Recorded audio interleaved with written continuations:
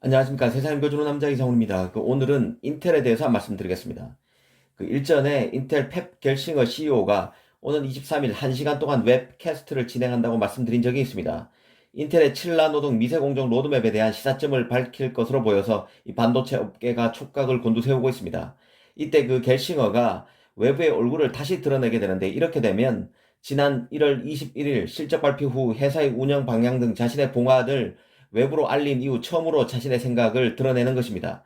지난 1월 말의 경우는 CEO를 공식적으로 달기 전 차기 CEO 신분으로 당시 CEO였던 밥 소안과 함께 자신의 생각을 밝혔다면, 이번에는 공식 CEO라는 직함을 달고 갖는 첫 대회 이벤트입니다. 이 겔싱어가 지난 2월 중순 CEO에 공식 취임했으니 딱 한 달 하고도 일주일여가 더 지난 시점에 대외적인 행사를 통해서 인텔의 미래에 대해서 밝히는 것으로 볼 수 있습니다. 그런 만큼 23일 웹캐스트는 무척이나 의미 있는 자리가 될 수밖에 없습니다. 이번 행사는 23일 주식시장이 마감된 이후 예정되어 있습니다. 이 시장에서는 인텔의 향후 파운드리 활용 계획과 관련한 구체적인 발표가 있을 것이란 기대감이 적지 않습니다. 인텔은 그간 외부 파운드리를 언제 어디서 사용해야 하는지에 대한 문제를 조율해 왔는데요. 특히 7나노 공정 개발 진척이 더디면서 이 투자자들로부터는 값비싼 R&D를 줄이고 외부 파운드리 공장을 이용하라는 압력을 받아왔습니다.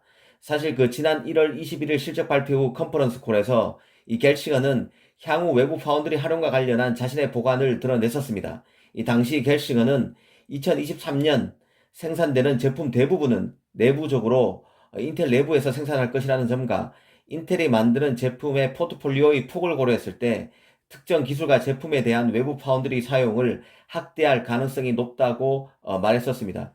먼저 2023년 제품의 대부분을 인텔 내부에서 만든다는 뜻은 특정 공급을 구체적으로 언급하지 않았지만, 결국 7나노 칩을 외부에 맡기지 않고 내부에서 만들겠다는 얘기로 받아들여졌습니다. 2023년은 인텔이 7나노 공정 칩을 양산하겠다고 밝혔던 시기입니다. 인텔의 7나노는 삼성 TSMC 5나노보다 낮고 이 4나노와 엇비슷한 수준일 것입니다. 이는 달리 말하면 고부가가치 칩인 첨단 칩을 외부 파운드리에 줄 생각은 없음을 드러냈다고 볼 수 있습니다. 당시 CEO였던 밥수환도 7나노 공정과 관련해 결함을 해결했으며, 2023년 로드맵을 더 잘 이행할 수 있도록 7나노 프로세서를 단순화하고 간소화했다는 말을 했습니다. 한마디로 1월 컨퍼런스 콜 당시에는 나갈 CEO와 곧 취임할 CEO가 모두 제조 공정 개발에 성과가 있음을 시사했다고 볼 수 있습니다.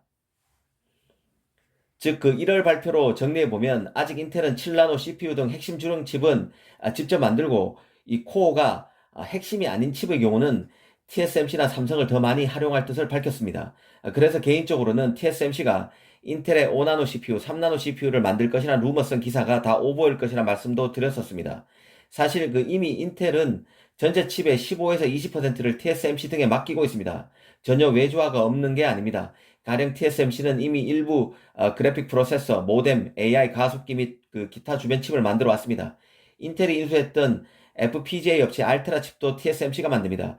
그런 맥락의 연장선에서 보면 인텔은 지난 1월 말 발표에서 TSMC와 삼성을 활용해 만드는 칩의 가지수를 늘려갈 것임을 드러냈지만, 핵심 칩은 직접 만들 것임을 밝혔다고 볼 수 있습니다. 실제로 세미 에큐리트란 매체에서는 삼성이 PC 메인보드에 들어가는 칩셋을 인텔로부터 수주했다는 기사가 나기도 했었습니다. 하지만 한편으로 1월 말 발표는 아무래도 기술 전문가인 겔싱의 공식 취임을 앞두고 인텔이 다시 전열을 가다듬고 미세 공정 개발에 매진하겠다는 의지를 다지는 차원에서 일종의 립 서비스가 있었다고 생각이 듭니다. 그런 맥락에서 보면 며칠 뒤인 23일 이벤트 자리에서 나오는 발표는 보다 구체적이고 보다 인텔의 내부 사항을 더 보이는 자리가 될 가능성이 크다는 생각이 듭니다. 눈에 띄는 것은 지금 인텔이 차세대 GPU인 XeHPG와 서버용 제품 폰테베키오의 아키텍처 홍보 캠페인을 시작했다는 점입니다. 이 GPU는 올해 말쯤에 나올 것으로 예상되는데요.